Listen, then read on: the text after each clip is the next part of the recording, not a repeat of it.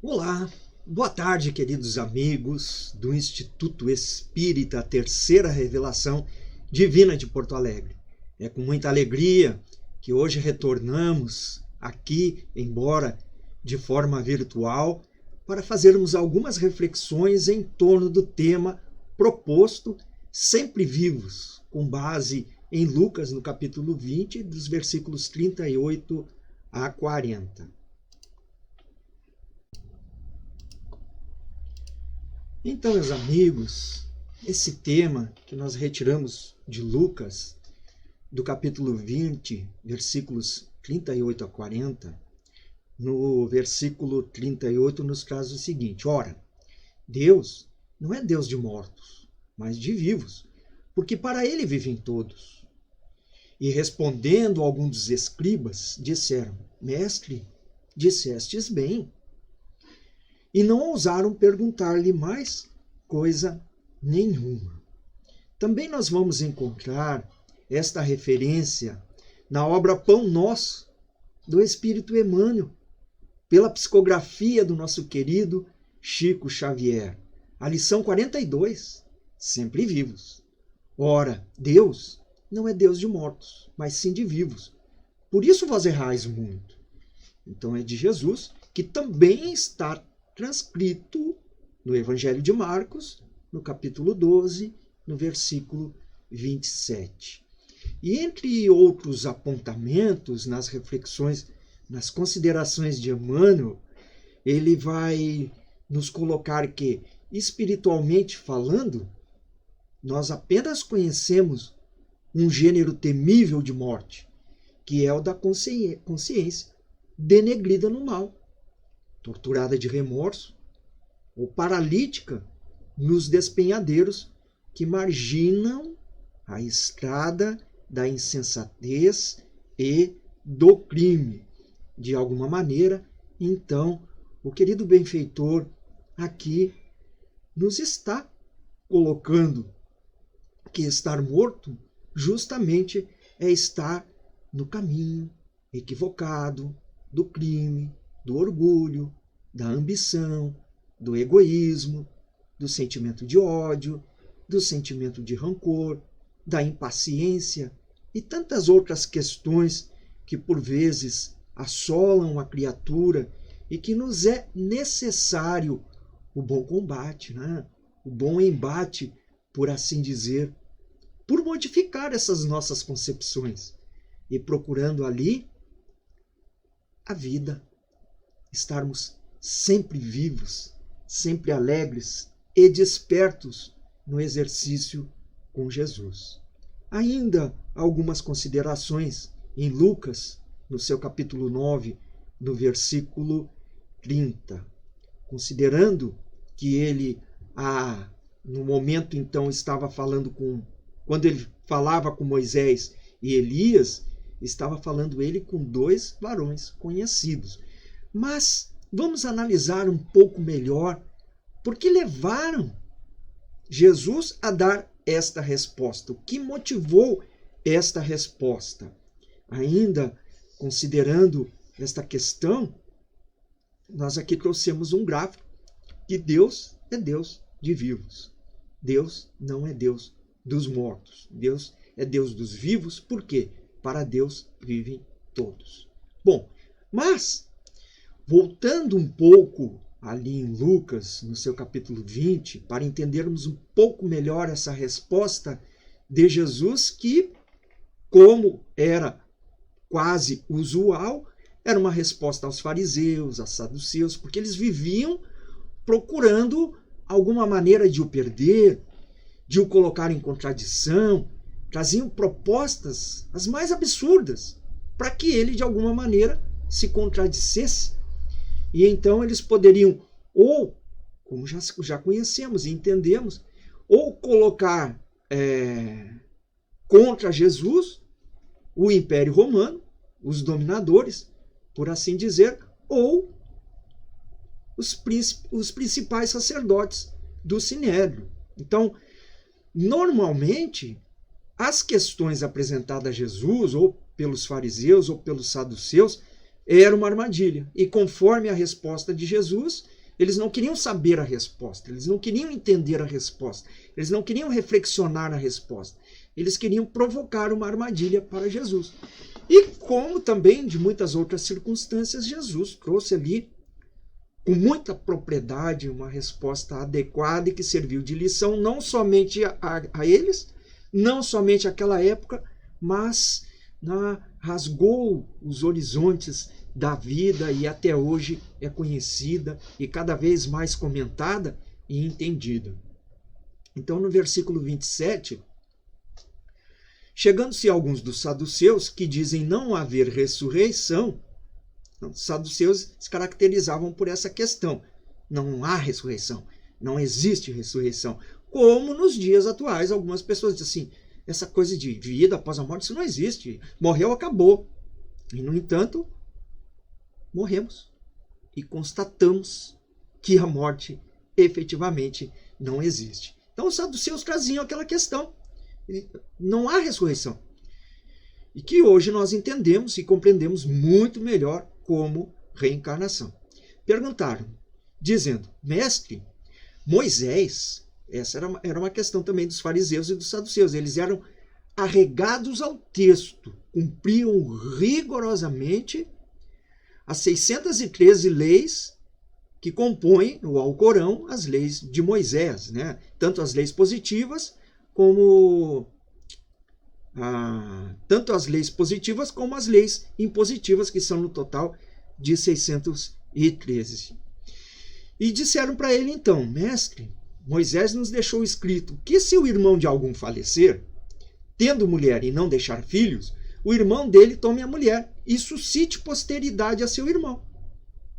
Isto era para que não se perdesse o nome e para que a viúva não fosse jogada assim e não tivesse um direcionamento, né, uma segurança. Então, morria e o irmão, no caso, toma a mulher e perpetua o nome. Só que os filhos que ele tiver dele com essa mulher continuarão tendo o nome do irmão falecido, para a posteridade do irmão.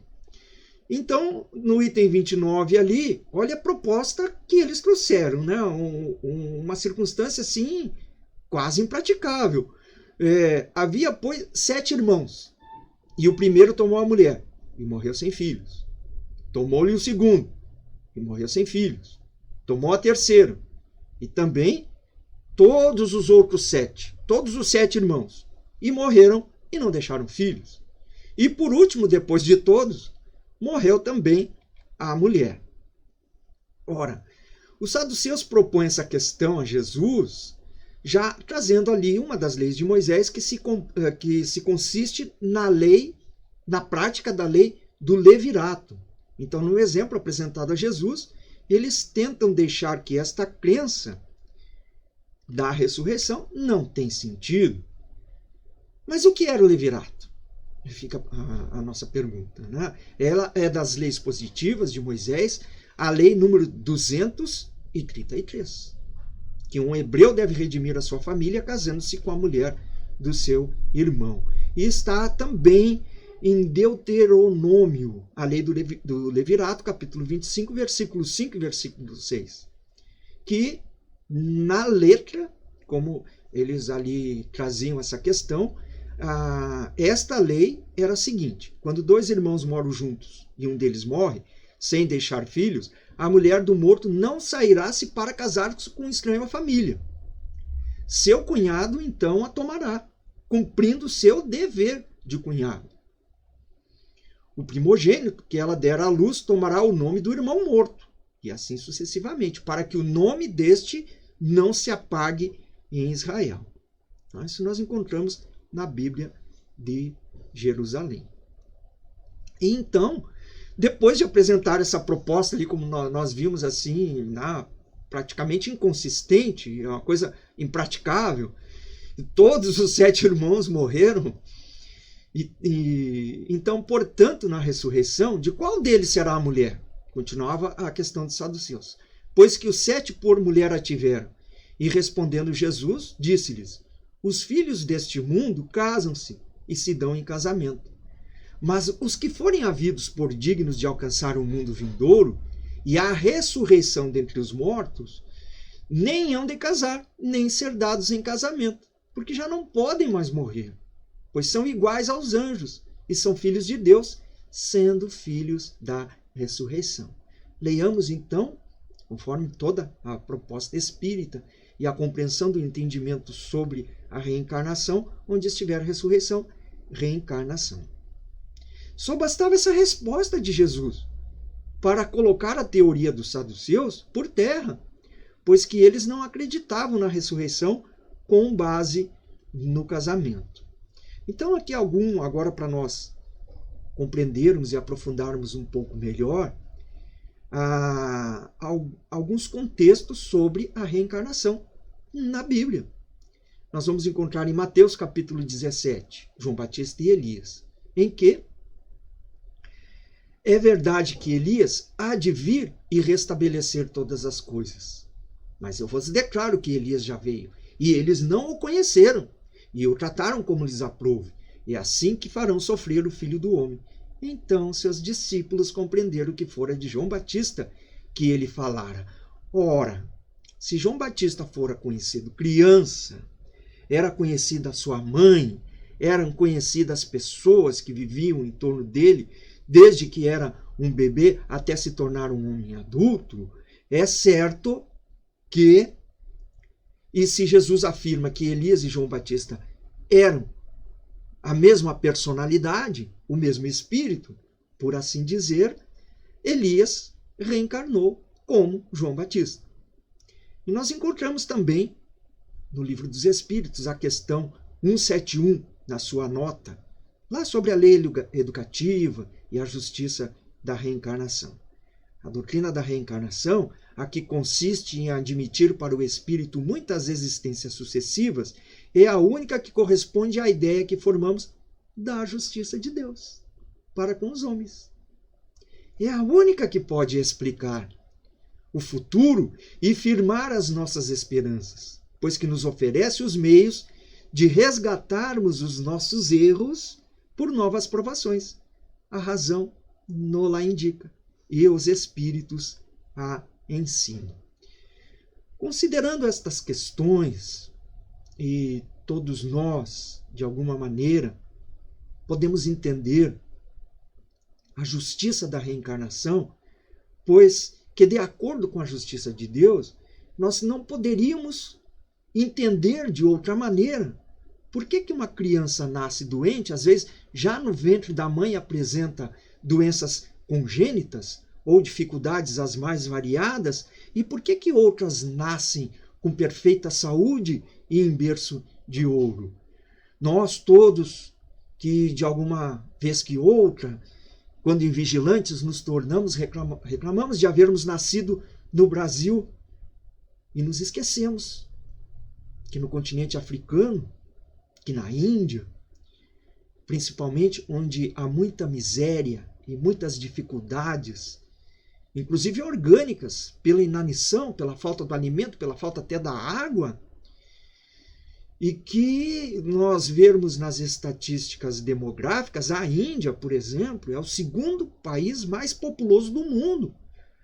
Em torno de 1 bilhão 320 milhões de espíritos reencarnados na Índia, perdendo apenas para a China.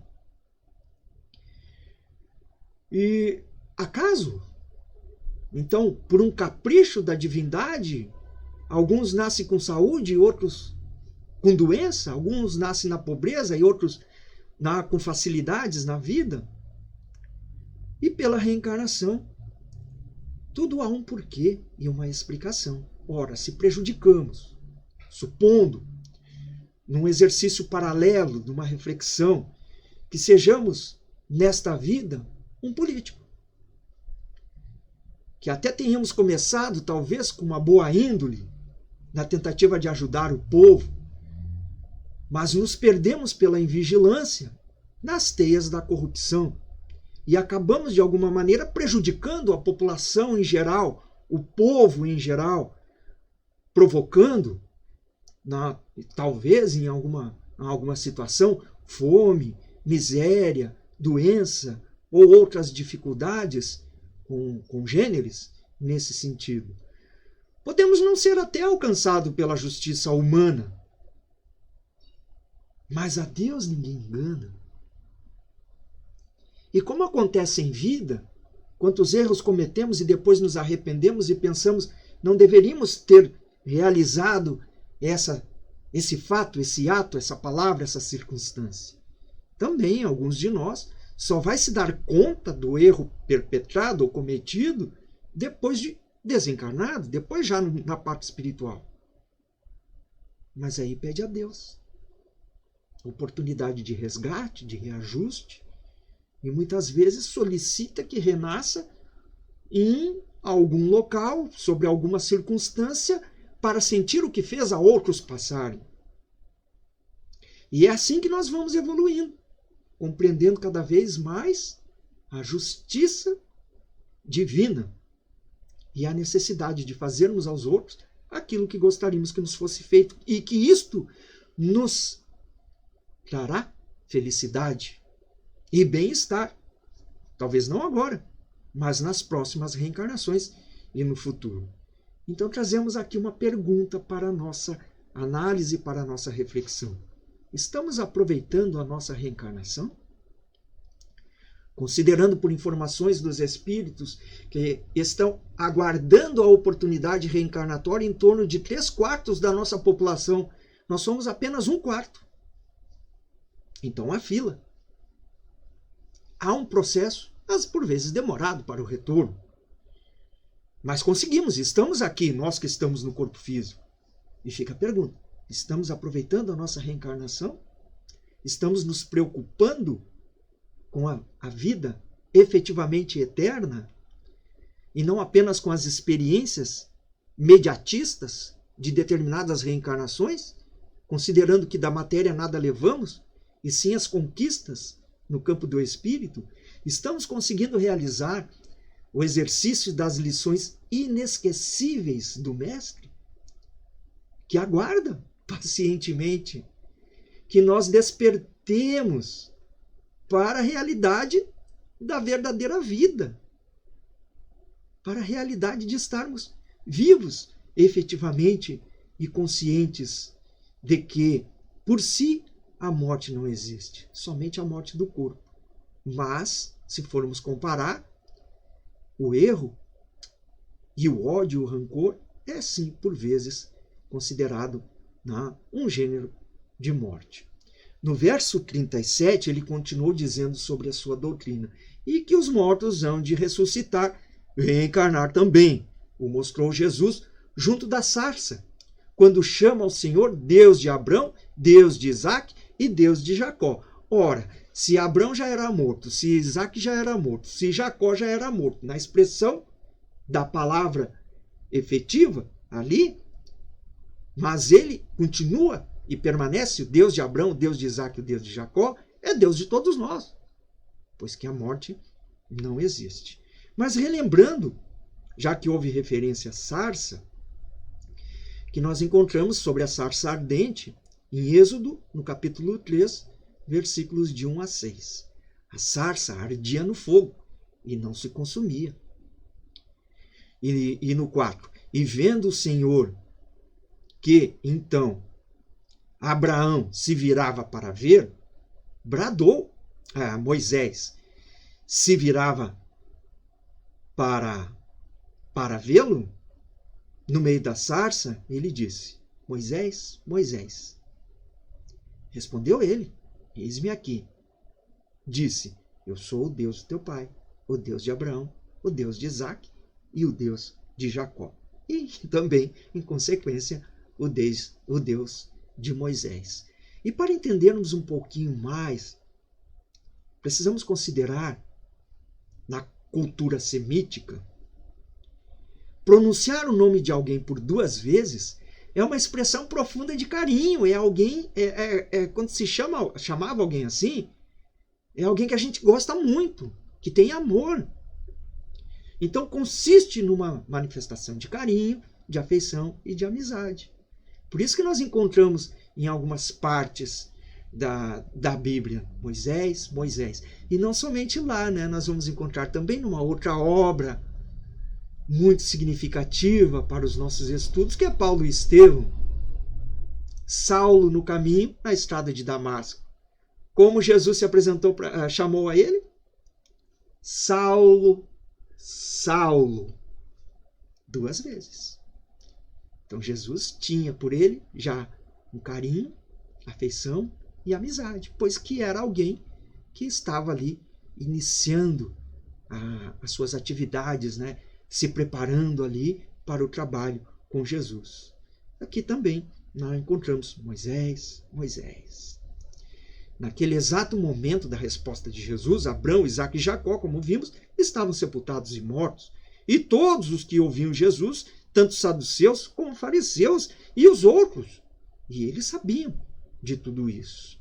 E aí, ainda sobre a sarça, poderemos fazer a seguinte pergunta: haverá revelações diretas de Deus aos homens? Nós vamos encontrar essa resposta na Gênesis, no capítulo 1, no item 3º, em que o codificador diz o seguinte: é uma questão que não ousaríamos resolver, nem afirmativamente, nem negativamente, de maneira absoluta.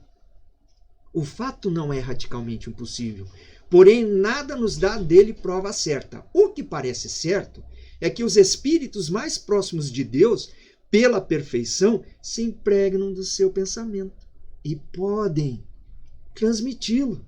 Quanto aos reveladores encarnados, segundo a ordem hierárquica a que pertencem e ao grau de saber a que chegaram, estes podem tirar de seus próprios conhecimentos as instruções que ministram, ou recebê-las de espíritos mais elevados, mesmo dos mensageiros diretos de Deus, os quais, falando em nome deste, têm sido às vezes tomados pelo próprio Deus. Então, os espíritos, né, responsáveis por aí levar, incentivar, fazer ser compreendida a mensagem de Deus. Nós encontramos também na doutrina espírita o dom da ubiquidade, em que um espírito pode, já em um grau adiantado, se apresentar em vários lugares ao mesmo tempo. Ou espíritos que trabalham com este espírito, que têm o mesmo pensamento, pensam de igual maneira, podem se fazer representados. Nós poderemos ali fazer uma comparação a todos nós os espíritos, falando só dos espíritos. Normalmente, quando há algum problema orgânico entre nós, um familiar, a quem nós recorremos? Bezerra de Menezes. Claro, há outros também, mas uma grande maioria recorre a Bezerra de Menezes, considerando assim que ele não poderá estar em todos os lugares ao mesmo tempo. Outros há que o representam e falam em nome dele, por terem o mesmo direcionamento e o mesmo aspecto evolutivo. Então, por vezes são tomados pelo próprio e são atendidos, por vezes, nas suas solicitações. As comunicações deste gênero, agora no item 9, também na Gênesis, nada tem de estranho para quem conhece os fenômenos espíritas e a maneira pela qual se estabelecem as relações entre encarnados e desencarnados. Essas instruções, ser transmitidas por diversos meios, pela inspiração, pura e simples.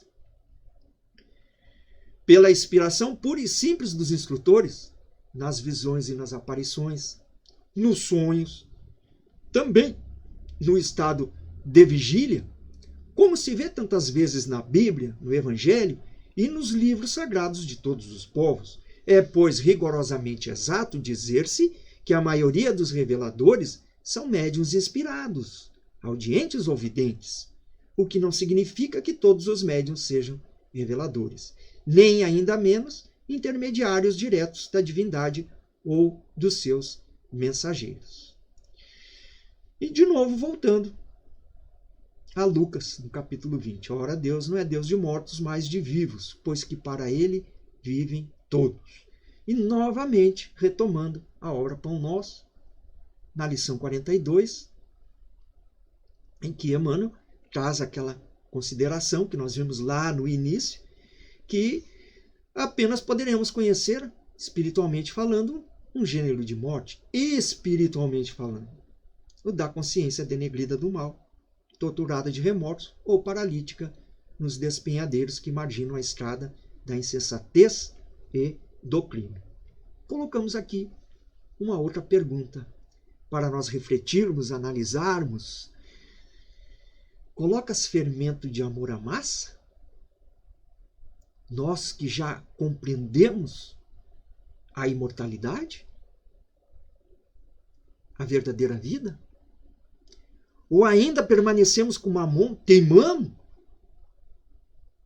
em ficar com a matéria em detrimento da espiritualidade, nos esquecendo que nada levamos da posse das coisas que nós temos, nós só temos efetivamente a posse.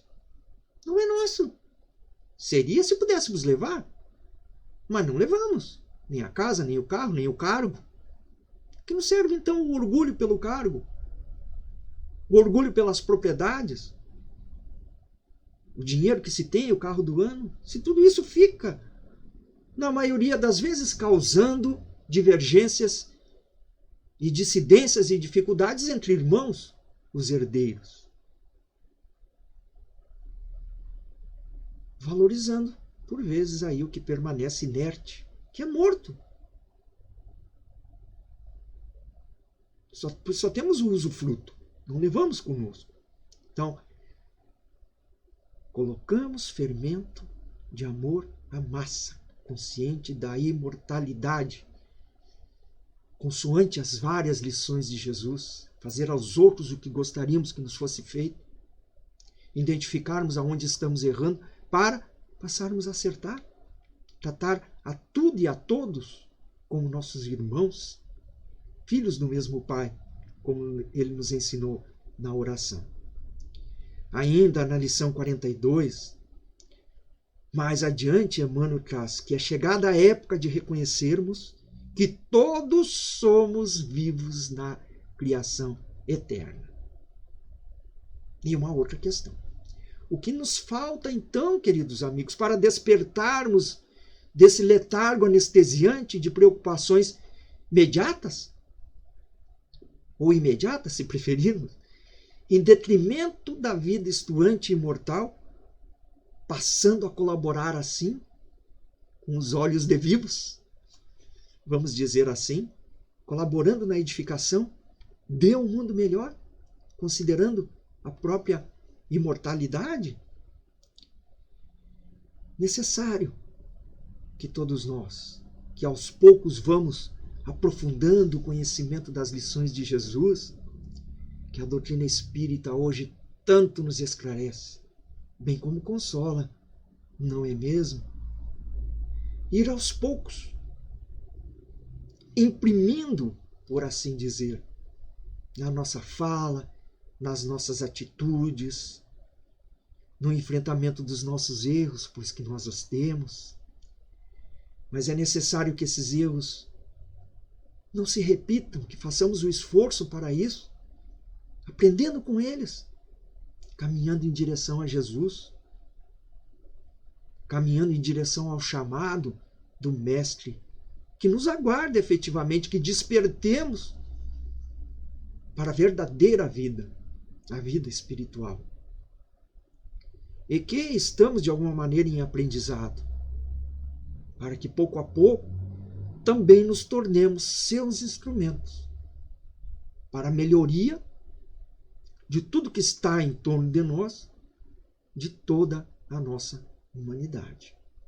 E para finalizarmos, gostaríamos de trazer aqui a mensagem de Alcione, que nós encontramos na obra Renúncia, que também é de Emmanuel, pela psicografia do Chico, em que em algum momento, lá no seu capítulo 3º, ela vai colocar que a mensagem do Cristo, ela precisa ser conhecida, mas não apenas conhecida, também meditada, mas não apenas conhecida e meditada, também sentida, mas não apenas conhecida, meditada e sentida, mas que seja vivida, vivenciada.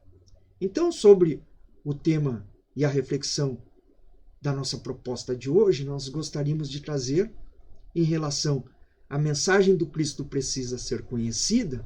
Deus. Deus de Abraão, Deus de Isaac, Deus de Jacó, Deus de Moisés, Deus dos saduceus, Deus dos fariseus, Deus de todos nós. Meditada. Vivos e mortos. Ora, Deus não é Deus dos mortos, mas de vivos, porque para Ele vivem todos. E por que para Ele vivem todos? Porque por mais que tenhamos errado no passado, ou aqueles que no momento estejam errados e equivocados, não permanecemos assim, tanto é que renascemos e hoje temos outras oportunidades reencarnatórias, também os que erram hoje. Então, Deus de vivos, porque estarmos voltados para a espiritualidade, as lições de Jesus, para Deus, nosso Pai, é estarmos vivos e caminhando para que possamos algum dia estarmos colaborando mais diretamente na administração de todo o nosso universo. Deus de vivos? Ora, eu sou a ressurreição e a vida. Quem acredita em mim, mesmo que morra, viverá. Só o corpo, perece. Nós continuemos a nossa jornada, a nossa escalada evolutiva, sempre aprendendo novas lições e caminhando cada vez mais para perto de Jesus. Vivenciada, não mortos. Então a necessidade, como vimos ali em Pão Nosso, da atividade, do exercício, da prática, do pensamento, da meditação, da transformação, da atividade transformadora da vida. Na lição 42 da obra Pão Nosso, por Emmanuel, caminhando sempre, cada vez mais, para cumprir as lições de Jesus e os desígnios de Deus, tornando-nos também seus instrumentos. Não apenas com o conhecimento que vamos adquirindo, e temos tanto nessa época atual, mas também meditando sobre eles, sentindo não apenas a sua necessidade, mas o seu exercício, para que assim, na vivência, nesse próprio exercício, possamos cada vez mais dizermos ferramentas de Jesus. Muito obrigado, queridos amigos, pela atenção. Que Jesus possa estar nos amparando, nos fortalecendo a todos nós, seus trabalhadores, e que cada vez possamos nos aproximarmos dele, que nos aguarda no término da jornada. Até a próxima.